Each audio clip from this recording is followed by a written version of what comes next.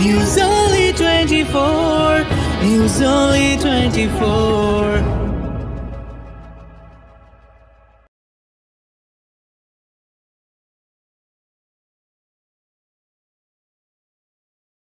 In fact, in cinema, all the 3 singers were selected for প্রথম থেকে ওঠেন মানে বলেছিল এরাই গাইবেন।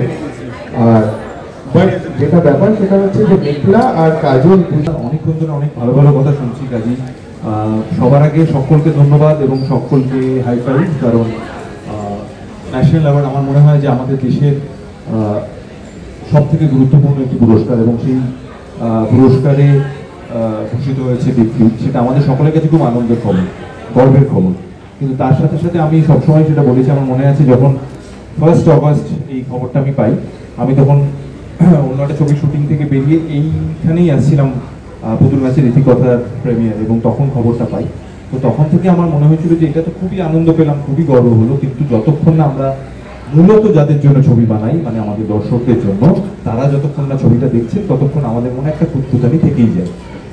21শে নভেম্বর ছবিটা রিলিজ করছে, তো সেই নিয়ে তো ছবি নিয়ে এবার আমরা চেষ্টা করব যত বেশি সংখ্যক মানুষকে কৌতূহলী করে তুলতে, যাতে তারা এই ছবিটা দেখতে চান।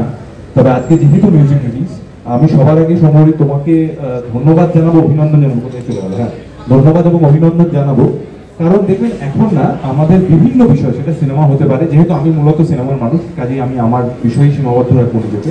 সিনেমা সংক্রান্ত বিষয়ে, সেটা সিনেমা গান হতে পারে, সিনেমার সংলাপ হতে পারে, গল্প হতে পারে, আমাদের বেশিরভাগ আলোচনাটাই একটুখানি কেমন জানি মূলত সমালোচনা বা নেগেটিভ দিকে চলে যায়। কিছুই হচ্ছে না, এই বাবা কি করে হবে, দূর কিছুই তো হলো না, বিভিন্ন রকম তুলনা আসে।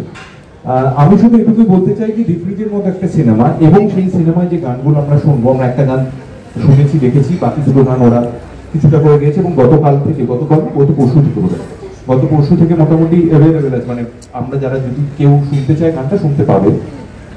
সিরিয়াস কাজ যে হচ্ছে না তা কিন্তু নয়, তার একটা অন্যতম প্রমাণ ডিফ্রিজ।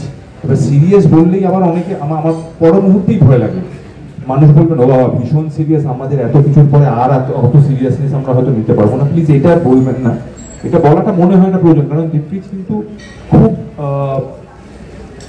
রিলেটেবল, পরিচিত বলবো না, খুব রিলেটেবল একটা গল্প বলে, এবং সেই গল্পের আমরা যেটুকু দেখলাম, গানগুলো যেটুকু শুনলাম, আমার মনে হয় অপ্রয়োজনীয় নয়। অনেক সময় এরকম মনে হয় কিছু ফর্মুলা মেনে আমরা অনেক সময় এরকম করে থাকি যে এখানে একটা গান দিয়ে দিই, এখানে একটা এরকম সিকোয়েন্স দিয়ে দিই, তা কিন্তু নয়। ছবির গল্পকে বা ছবির মধ্যে যে চরিত্রগুলোকে আমরা দেখি তাদের মধ্যে সম্পর্কগুলোকে বোঝাতেই কোথাও এই সুর, এই গান, এই কথাগুলো প্রয়োজন ছিল। এবং অনেক সময় এরকম হয় যে সিনেমার গানের তো এক ধরনের গানকে আমি ধরি যে হ্যাঁ এরকম ধরনের গান আমরা সিনেমায় শুনতে পাবো, আবার অনেক সময় যে ধরনের গান মূলত ডিফ্রিজ আমরা শুনবো সেটা খুব সচরাচর যে সব সিনেমায় শুনতে পাওয়া যায় তা নয়। কাজেই যারা শুধু গান শুনতে